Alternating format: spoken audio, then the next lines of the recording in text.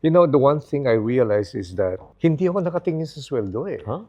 Nakatingin ako dun sa ano ang pakinabang ng company na to sa akin in terms of knowledge. Wow. So I'll give you one tip. Habang ang office work namin ay 8 to 5, pumapasok ako ng mga 7 o'clock, umuwi ako ng mga 6. Bakit? Kasi tahimik ko lang tao. Inaaral ko ngayon mga memorandum. Inaaral ko yung mga organizational chart. Kinikilala ko kung ano yung mga taong importante din sa chart. Ano ba talagang ginagawa nila? Tapos, I created the drive to pretend as if one day I will be like them, no?